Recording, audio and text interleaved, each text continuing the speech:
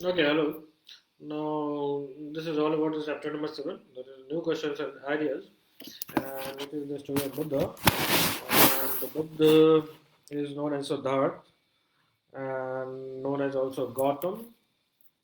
Okay, and he is the founder of Buddhism. And there was a time of rapid change in the life of people because of Janpad, Mahajanpad, etc. and the life was developing very much. So the some kings of the Mahajanpad were growing so much powerful, new cities were developing, and the life was changing in the village also because all the village economy which are responsible for the sustaining life in the city. So many thinkers were trying to understand the change in the society, and they also want to try to find out what the true meaning of the life.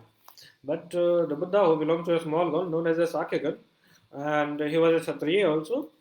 So he was in the search of knowledge, and he left his comfort and home, and the position of king, and he wandered several of years, and he held meetings, discussion with other thinkers, and he finally decided to find his own path to realization and meditate for the days on in under that people treat both Gaya and Bihar, and where he attained enlightenment.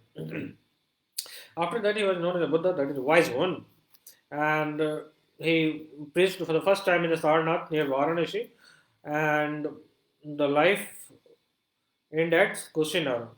Okay, so we have to remember four things about Buddha. He is known as Gautam and Siddhartha. He born at the time of rapid change where there were cities which were developing to the Janpads and Mahajanpads, and then we have many one who wanted to understand the life, what the life is and their eternity because of the changing themes. So that was the scene we had. And at that point of time, Buddha was belonging to a Kshatriya clan and a gun known as Sakya gun, and he left his home and comfort in the search of knowledge and wandered several years, attained, uh, attained enlightenment at both Gaya and People Tree. Then Buddha is also known as, its literal meaning is wise one, and he preached Sarnath for the first time and passed away at Kusina. This is something that is related by Buddha. Then we had Buddha taught the life is full of suffering and unhappiness. The cause is because of desire, and if we get what we want, we are not satisfied, we want even more. So the Buddha described the thirst as tanha. So if someone was if there is question what the tanha, the word tanha means, then you will go to note that if we get something we want, we are not satisfied, we want even more, and this is known as tanha or thirst. So he taught that the constant carving could be removed by following the moderation in every path. And he also taught the people to be kind, respect the life of the animals, and he believed that the result of our actions, whether good or bad, affect us both in life in this life and the in the next. It is important to know that Buddha believed in soul and transmigration of soul. There is a stupa at Sarnath, and this building is known as stupa. And stupas are relics, are the architecture where the relics of Buddha or remains of Buddha have been buried there. So Buddha believed in rebirth, and they use Prakrit as a language, which is the ordinary language of the people, and the language which is the language of front of that point of time, and then official use was a English. So he encouraged the people to think themselves rather than simply accept what he said. So we provided that most everyone has to be logical, not in the believe in what the person says. So it is about the Kashi Gautami, which is the story, and if you have not the story, then you can go through it. That is a very good story. Then we had definition. At that time, there was definition. Buddha was speaking as perhaps a little earlier. Other thing also trying to find an answer, and other wanted to know why sacrifices to be performed, and everything that was done before orders, before the day.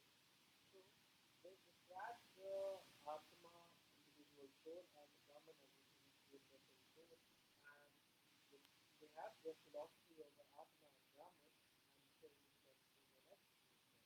And Krishna means to be literally understood in the spirit of the group, which is the knowledge, and it is something like that. A person wants to be so it is all about. your main. It is important to remember that in NCERT, if you even studied in class 6, there are a number of differentiation between the main and women. So if you are going to study and find out something important which have been explicitly mentioned in the NCERT itself, in class subsequent classes like 7, 8, 9, 10, 11, so you have to mark it down because it is constantly explicitly mentioning about the men and women and their works. So we have to be you know careful study and making a note out of it. So there are mention of a women thinker like Gargi, which are famous for the learning and participated in depth debates in the royal court. While exceptions are also Satyakam Jamla, who named after his mother, who was a slave of the Jabali, but his deep desire to learn Brahmin teacher Gautam, who accepted them, and he became a very good philosopher at that point of time. And many of the idea of Upanishad was later developed by the famous thinker Sankaracharya. So we will read about them in the class 7, so need not to worry about.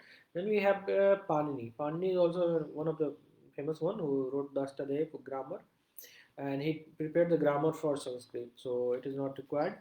Then we had Jainism. Jainism is a famous thinker of Jain is Bardhaman Mahavir, though it is not the single one, but he is the 24th and I think last one.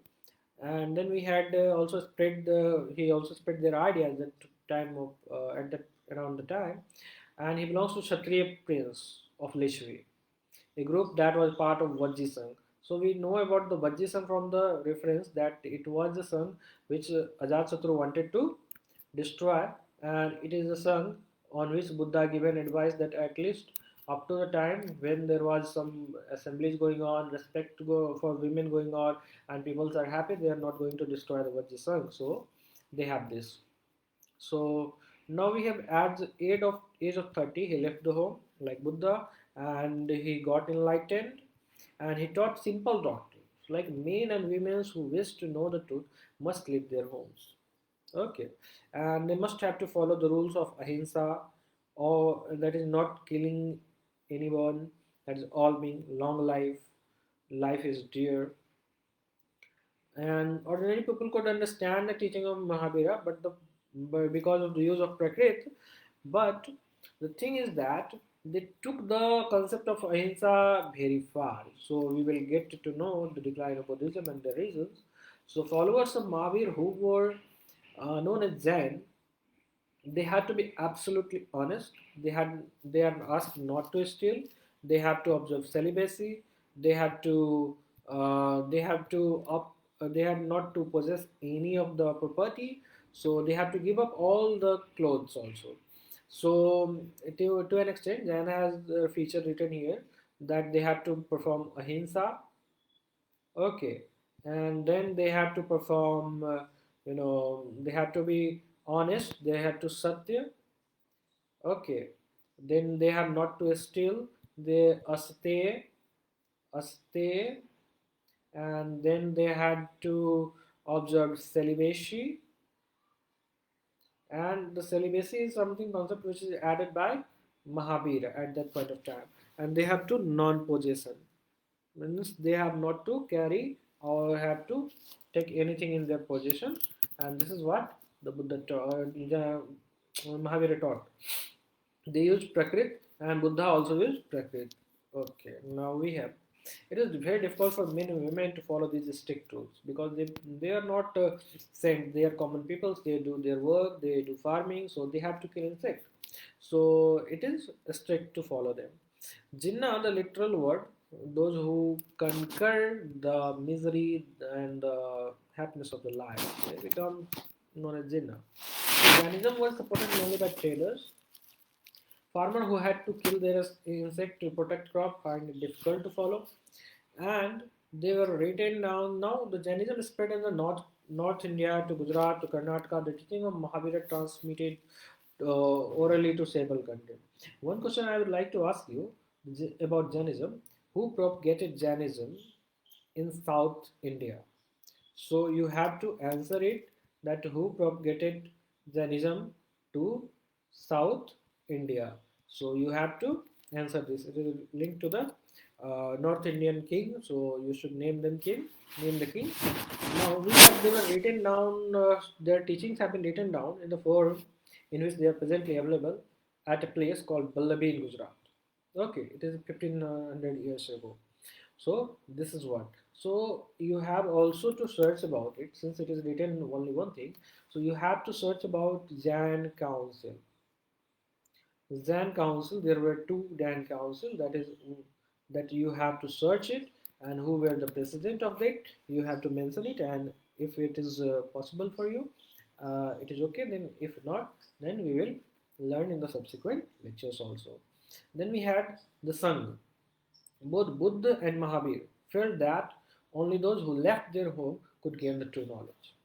It is prerequisite for being for getting knowledge. You have to left your home, and there is for them to stay together in a sangh, in association who left their home.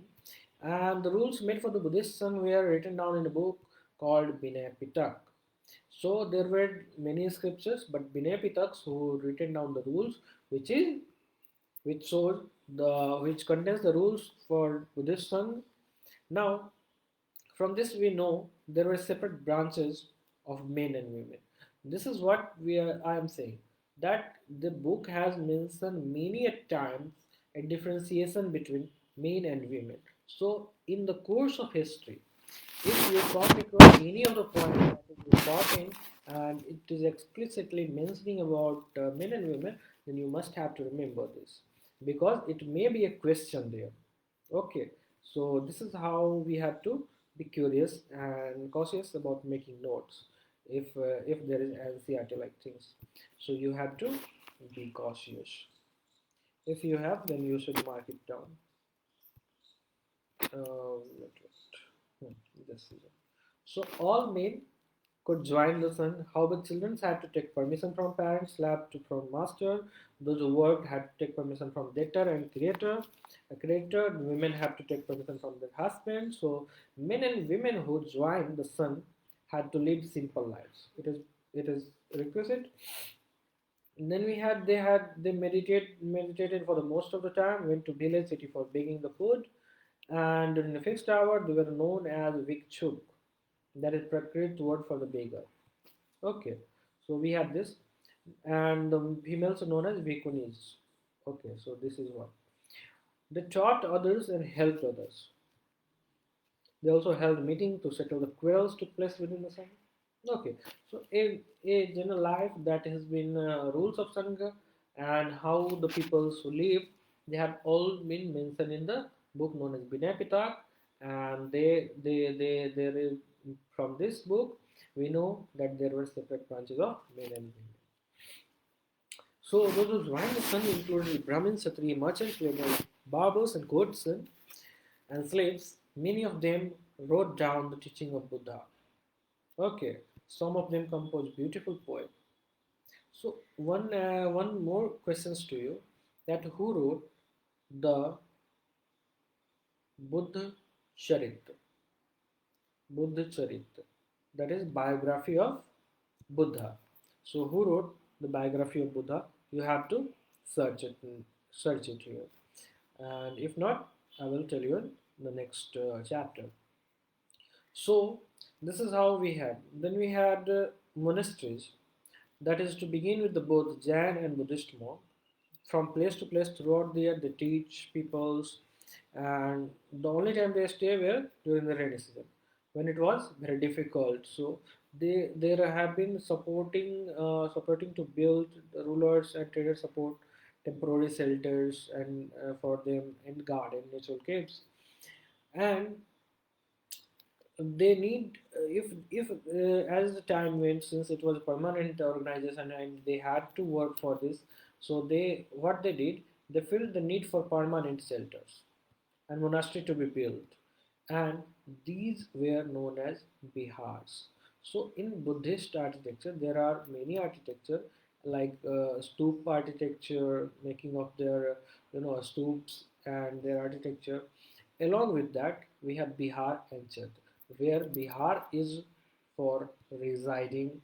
Okay, and chat is for meditating. So Bihar were made up of wood, then of bricks, and whatever the things which are available at that point of time. Now we have a Buddhist text tells us that so just as water of rivers lose its name and separateness in the flow of mighty ocean, so word ranks Brahmin, Kshatriya, etc. have to be abolished, and Buddha, when anyone joins to Buddha, he becomes a monk. He has no any classification at all, no any jati, no any identification which they earlier had. So very often the land on which the Bihar was built were donated by rich merchants, kings, landowners. Local people gift food and clothes. So we have these things. Now we have the system of ashram. Since the Buddha has developed their system of sangha, okay. So at that point of time, we had Hinduism had ashram system. Ashram system has been recognized as brahmacharya, that is the studying phase, grihas, that is marriage phase, banpras, and then sannyas. After uh, after some time of age, one can go for mediating in ban, and then they have to do sannyas. This is how the life and stages of men and people of higher burn control. This is also not for the lower burn people. This is for higher burn people. Generally, women who were not allowed to study Vedas, they had to follow the ashram chosen by their husband. So they do not have any independent kind of decision making power, that to which ashram they would like to follow and which they do not. So this is how we have. So moving to the next elsewhere, Zoroaster. Zoroaster was an Iranian prophet, and his teaching was contained in a book known as Avastha. It is one of the best book, I think so. But we had to go for the introduction of this. The language of Avastha and the practice described in it is very similar to the Vedas. Okay. The basic teaching of Zoroastrian is the good thought, good word, and good deeds. It's a crux of the every religion, and we have Lord grant strength and the rule of truth and good thinking, by means of which one shall create peace and tranquility. Okay. Then we had later some Zoroastrian migrated from Iran and settled down in the coastal region of Gujarat, and this is the community which settled down at that place were known as today Parsi community. Okay, so this is what the chapter says. Okay, now I have to answer you one word, that this is tranquility. Tranquility means santi, our peace type of thing. So it's a in a sense it is about a state of peace, and you have to remember these words because it seems it is always a difficult task for all. So you have to. Then we have chapter number 8, that is Asok, the emperor who gave up the war. So emperor who gave up the war is about a very big kingdom which developed and becomes flourished in the region of Magad, and it is saying that the lions which we see on the notes coins, they have a long history. They were carved on a stone and a massive pillar of Sarnath. Okay, so we have this. Then we had Asoka, who was the greatest ruler known in the history. On his instruction, inscriptions were carved on the pillar. So I told you in the chapter number 1, which we had in previous, that there was a difference between manuscript and there is difference between inscription. So manuscript is written on a palm leaf, okay, and while the inscriptions have been written on a hard surface. So one question I would like to ask you, and if you remember this, then The manuscripts are related only to the religious subject, only related to the ordinary life subject, or they related to all kind of subject like astronomy, medicine, and all. So you have to answer these things, that which of them are true. Like for religion it is A, for the second one this is B, and for all it is C. So that is, you have to answer this. Then the empire that Ashoka ruled was founded by his grandfather Chandragupta Maurya. Chandragupta was supported by a wise man known as Chanakya, and many of the Chanakya ideas were written down in a book called Arthashastra. It is a very good book, and by this book we can know a number of things about administration, about statecraft. So it is a very good book. Along with that, Arthashastra is the Indian. It is written by Kautilya, and it is famously known as Machiavelli of India. Okay, it is known as what? Machiavelli of India. Machiavelli is, a political scientist. I mean, a political thoughts. He has many political thoughts, and he wrote a book known as The Prince. So, since I am not able to write it very well because of no screen touch is there in computer, so it is okay, but I will tell you the name. It is The Prince, and it is, one should read this book. It is a very fantastic book. It will hardly have 90 to 100 pages, and you will go through it. It will be very good. So that is what. And then we had dynasties. Dynasty is about that when members of the same family belongs to the rulers one after another, the family is often called dynasty. Dynasty. So this is what we had, and there was a controversy known as by a politician that Indian society is dynasty society. So you have to remember these things. So it is, the controversy was there. So there were several cities in the empire. Okay, like these included Patliputra, Taxila, Ujjain. Taxila was the gateway to the northwest, including Central Asia.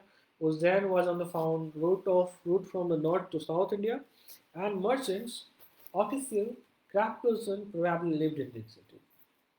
Okay, the places where the inscription of Soka had been found marked with the red dots. You have to get this images clear. So, okay, name the countries where Asukan script have been found. So you have to see that it is all about Indian subcontinent. Okay, so in India we have, it is Pakistan, it is Afghanistan. So in India, Pakistan and Afghanistan, there has been inscription of Ashoka found. There is no any mentioning about, in Bangladesh, Myanmar, etc. region. There is no any location there. So you have to remember only in these three there is inscriptions of Ashoka which have been marked here. Now we had merchants and official and craft person who lived in this city.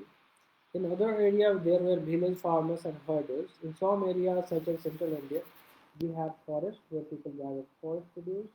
People in different parts spoke different languages. They probably different kind of food. They wore different kind of um, clothes as well. So it is trying to make a differentiation dichotomy from empire and kingdom. Like empire contains many cities. In an empire, there were many cities which had many importance, various kind of importance, like Ujjain, who had famous for the trade, merchants, official craft person, while there are some villages of the farmers, herders and farmers. There were some peoples who could speak different language, eat different food, wore different type of clothes. So it is having different. So it is about empire. Now emperors need resources more than kings, because empires are larger than kings, and They need big army to protect the empire. They need large number of officials who can collect tax for them. So this is what empire is different. While ruling an empire, ruling an empire was different from the rule which have been ruled by the king differently. Like the area under the Patliputra was under direct control of emperor because it was one of the famous places at that point of time, and this meant that officials were appointed to collect tax from farmers, herders, craftspersons, and traders who lived in the village and town in the area. Officials also punished those who disobeyed the ruler's order. So this is how they used to maintain law and order there. Then we had messengers who went to and fro to kept a watch on official. There were spies there. Okay, so we have a number of things that is used there. Okay, now we have emperor who supervise them. They helped by a number of royal families, senior ministers, and there were other area or province. Each of these was ruled by provincial capital, like Taxila and Uzair. Both were the provincial capital. Like it is not possible to control the other part from Patliputra, so there were regional capitals also. And although there was some amount of control from Patliputra, and the royal prince were often sent as governors, local customs rules were probably followed.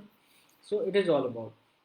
So what it is saying that there was a well efficient administration of the area which comes under the empire by messenger, by using messenger, by using spies, by using spies, and by making provincial capital. Still capital. So this is how the things works in that point of time. So this is how we have. Now there were vast area between these centers. Like here, Mauryans tried to control the roads and rivers. Since it is not possible that to capture all the things inside the area, if it is marked the boundary of that, that it is India, and if someone ruled here, and they had the influence there, so it is not possible for a ruler to having the. It is possible that some part may have been in the capture of others. So this is how they have. So here moderns try to control the road and river, which is the mode of transport, and they collect whatever resources were available in the tax and tribute. Earth such tells that Northwest was important for blankets. South India was its gold and precious stone. So it is possible that these resources were collected as tribute. Okay, what tribute? That it is given it people who gave the variety of things more or less willingly. So this is about the tribute. Now we have the emperor and the capital city. It is saying about the Megasthenes, who was ambassador who had been sent to the court of Chandragupta by Greek ruler Seleucus Nicator. Megasthenes wrote an account about what he saw, and he saw that the king was surrounded by armed women. Why so? He had a special servant to taste food before he eats. He never sleeps in the same bedroom for the 2 nights. And this is something in order to protect the king because the life of the king is in very danger. One cannot trust even his guards. So that is why the emperor used to be surrounded by armed women. It is describing about the Patliputra, that is modern Patna, that this is a large and beautiful city. It is surrounded by massive wall. It had it has 570 towers and 64 gates. The house of the 2 and 3 story are built of wood and mud bricks. The king palaces is also of wood and decorated with the some stone carving. It is surrounded with the garden and enclosure for keeping bird.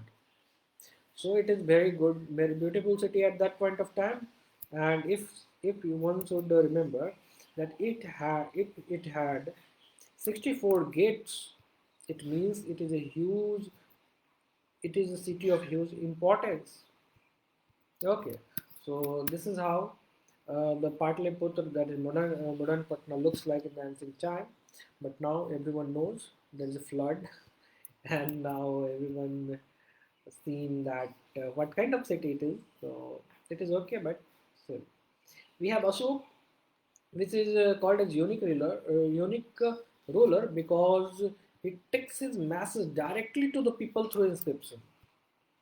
Okay, and most of our Sokan script were written in Prakrit and were written in Brahmani script also.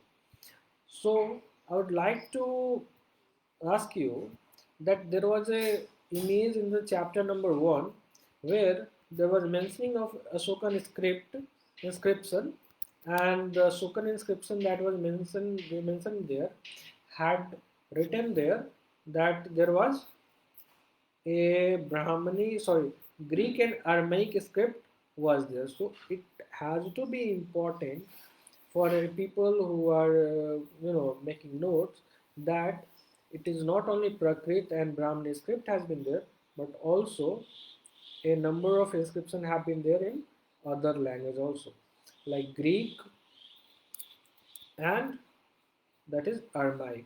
So it is in Ncert, everything is spread everywhere.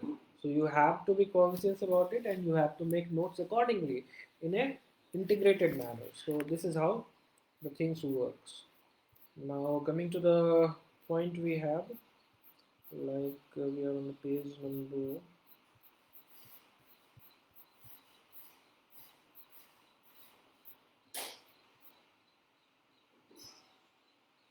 Okay. Now this is how we were. Hmm. Ashoka, that is unique rulers. So it was written in Prakrit and we written in Brahmani script. Ashok war in Kaling, that is the coastal Odisha. He is the only king in the history of the world who gave up conquest even after winning a war. Okay, so this is how a person became a unique ruler. He replaced, that is known as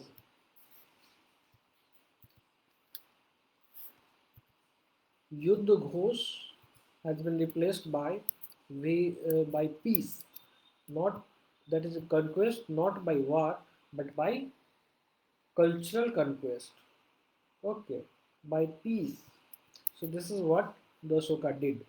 So Ashokan inscription described in Kalinga War that areas after becoming a king conquered Kaling. About a lakh and a half people conquered, were captured, the lakh were killed.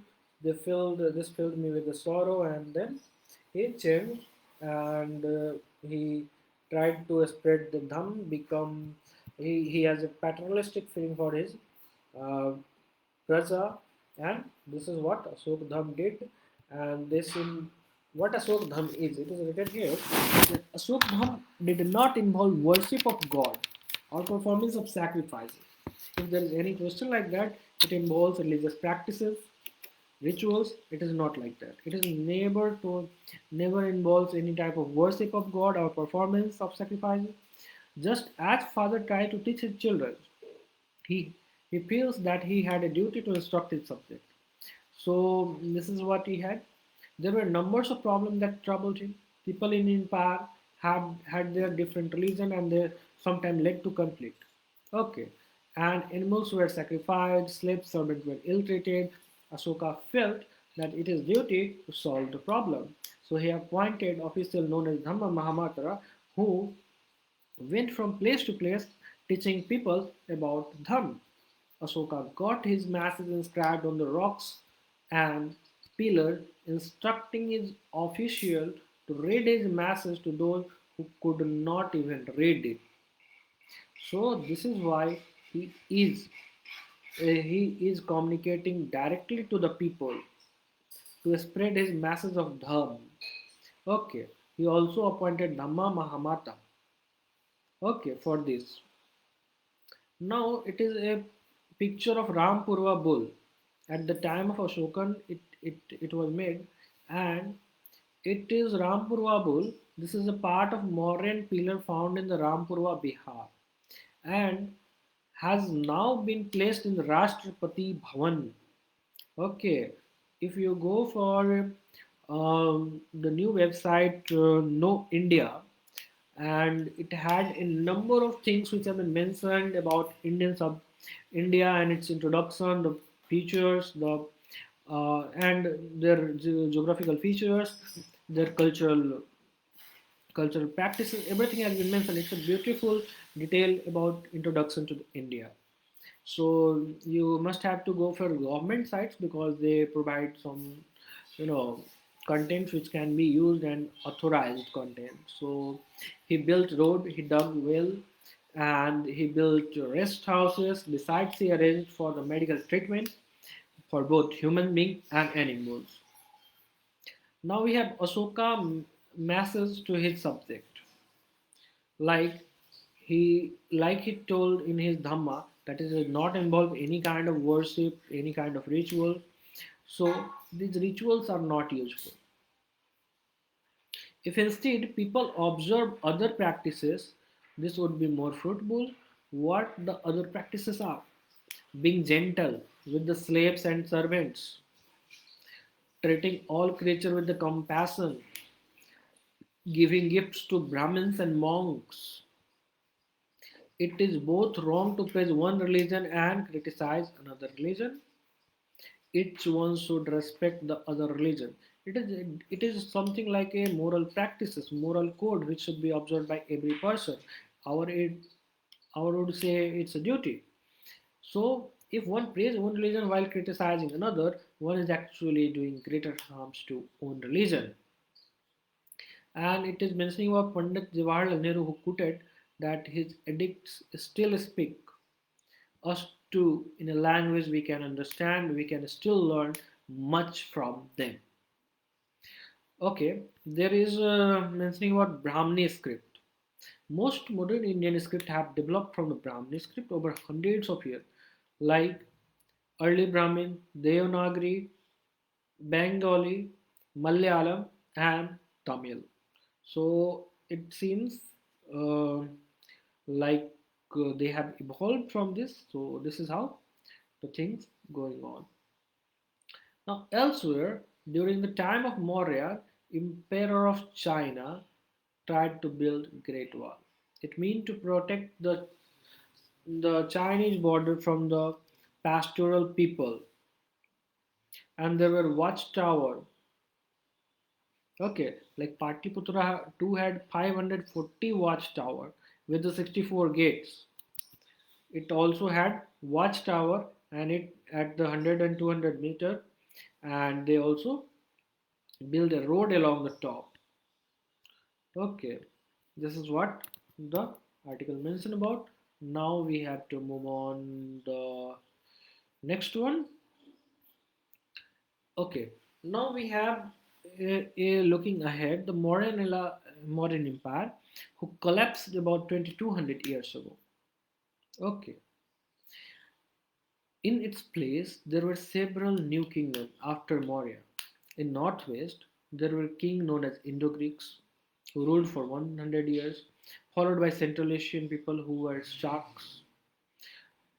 Then we had who set up their kingdoms in the India, northwest, north, and western India. Some of these kingdoms lasted for the 500 years till Saks were defeated by Gupta king. Then the Sak in turn were followed by the Kusans, and this is Kusan is one of the beautiful dynasty, and it is one of the most powerful dynasty in northwestern subcontinent. In North India, there were named of Pushyamitra Shunga. Okay, then we had Sunga dynasty followed by the Kanwa dynasty.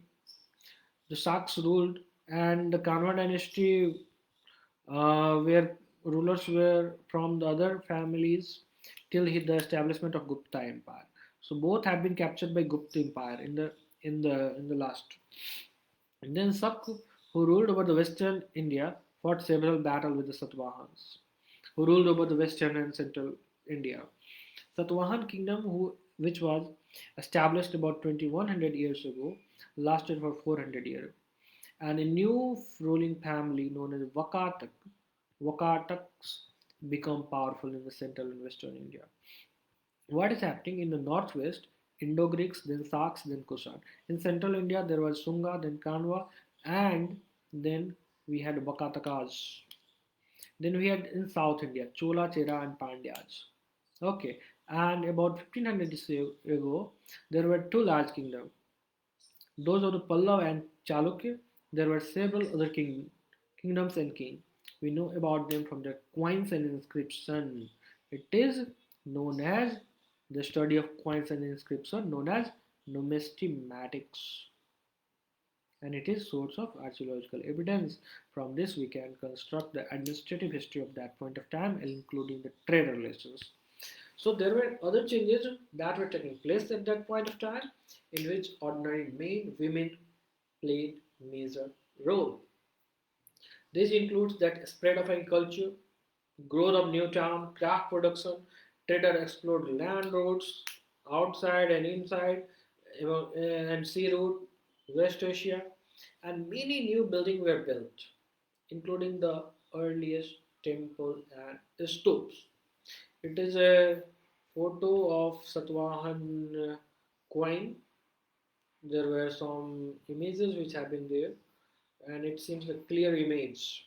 Okay, and it is a suck and their coin. Shak coin is four, and there it is something like this.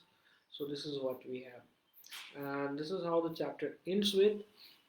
Now we have chapter number 9, and chapter number 9 is about the real village, then thriving towns. Okay, we have iron tools and agriculture. Like, we often take the use of iron for granted, but as we come across the various chapters, we have seen that iron only came during the latter Vedic, latter Vedic age, you know, and this has led to the rise of the kingdom of Magad, which have been forest produce iron. They can use metals for cutting trees and surplus production, etc. have been there. So the use of iron began around the subcontinent in the 3000 years ago. Some of the largest collection of iron and iron tools and weapons were found in the megalithic burial. The megalithic burial, we see that there were big stones which have been marked down the burial place of the some person, and there is also differentiation between the amount of goods which have been found inside the burial. They showed that there were inequality in the society. There are increasing evidence for the increasing use of iron. So we have also plowshare, which in the agriculture production, transplantation of paddy. You have to remember all these things. Other steps to increase the production, that is in irrigation. Irrigation is also found in the Neolithic age in the nalas. Okay, and all they have been found in that point of time. In the Mehergarh also, Dholavira also, and Kalibangan they have plowshare found in Kalibangan as mount. Fire altars are found as ashes also have been found. So this is how the things are. Now, the king and kingdom, which you have been reading about, could not have existed without the support of flourishing village. Okay, so while the new tools and system of transplantation increased the production, irrigation was also used. Irrigation works that were built during this time included canals, wells, tanks, and artificial lakes. Now, this is making a chart of this that labors provided by the people, farmer provide the crop production for certain. So farmers have to increase production to pay tax, king provide money to plan irrigation, and you have to subsequently make a things that it will go in a flow. Okay, so this is something like this. Then we had who lived in the village. There were at least three different kinds of people living in most villages in southern and northern parts of the subcontinent. In Tamil region, large landowners were known as Velar. Ordinary plowmen were known as Uzawar, and the landless labor, including slaves, were known as Kadasiyar or Adimai. So you have seen that in Regu-Vedic era, the agriculture which is surplus after Regu-Vedic in the later Vedic phase, the surplus agriculture was not the result only of iron and transplanting, but also because men and women slaves were used in production, and they were known as Kamakaras. So you have to remember all these things and you have to integrate all this. In Tamil, the landowner is known as Vellar, the plowman is known as Ozevar, and landless labor and slave known as Adimai and Kadashia. And in Rigved, it is known as Kammakaranas. So you have to do.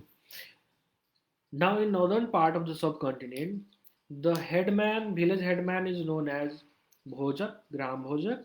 Usually men from the same family held the position, that is hereditary position.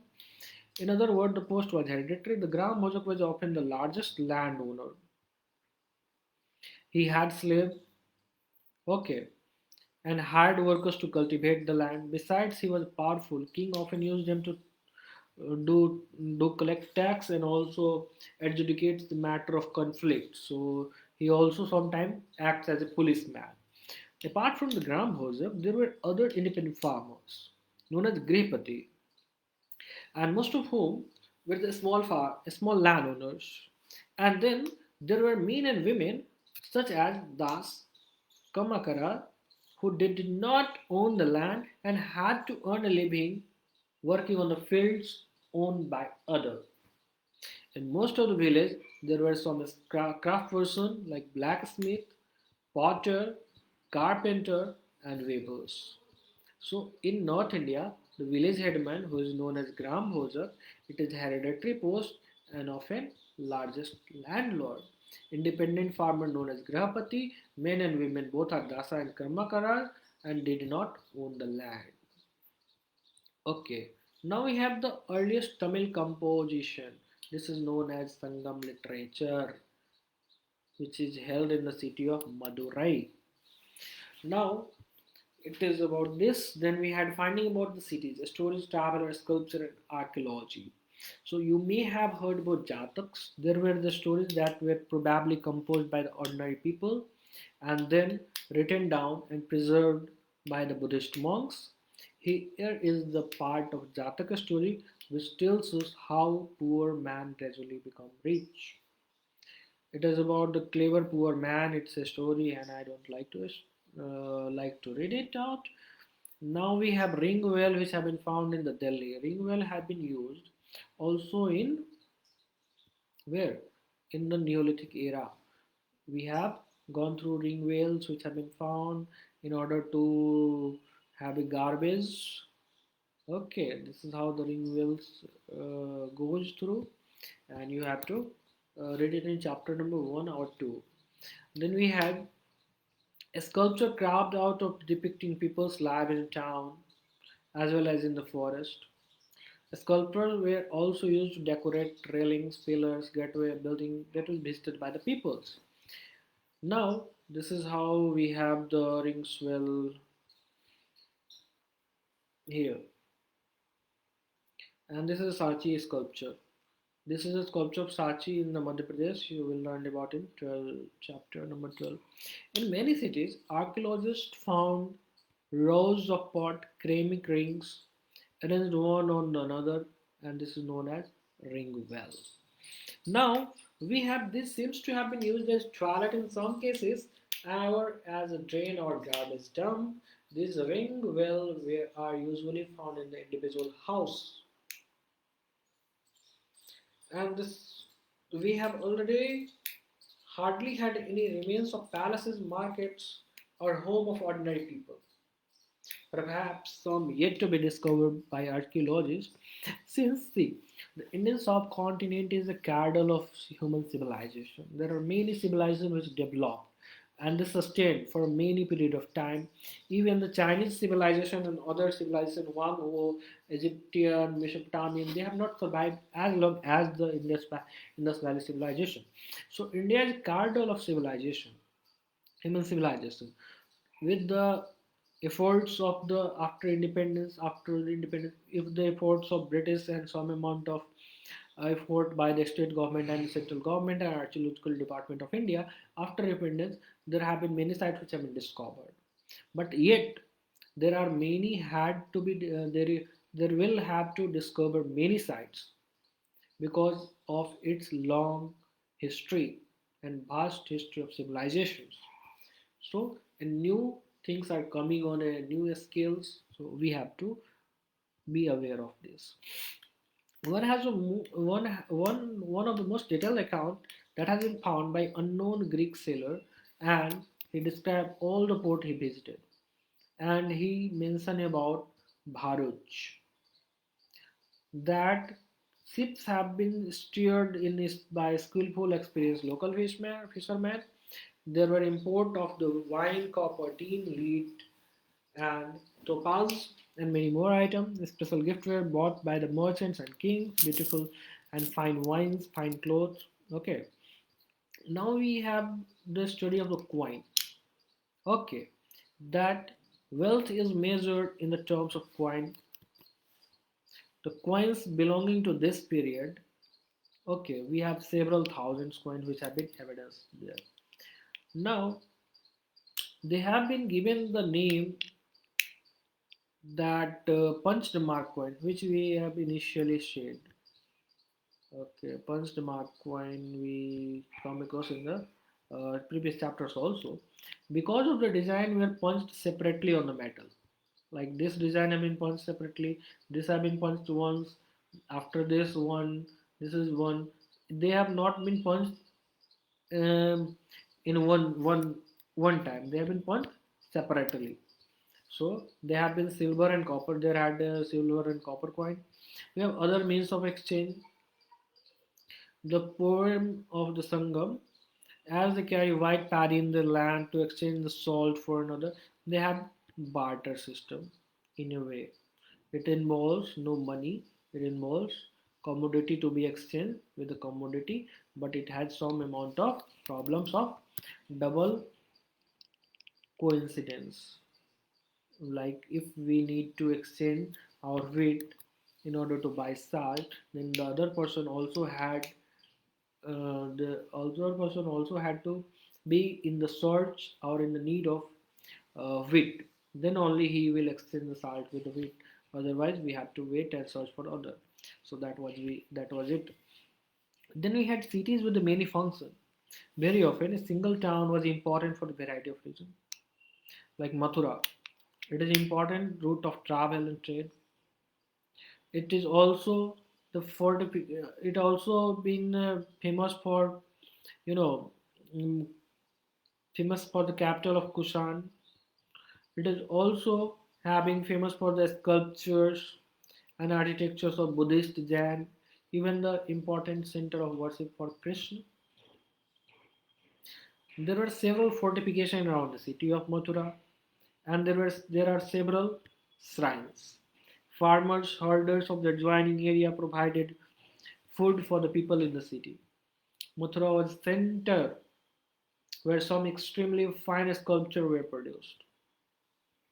One thing is to remember that Mathura is not only associated with the Buddha or Jaina or Kushan, it is associated with Buddhist, Jainism, even Hindu architectures are there, and also worship of Krishna, along with the travel and trade route location, and it had important settlement at that point of time.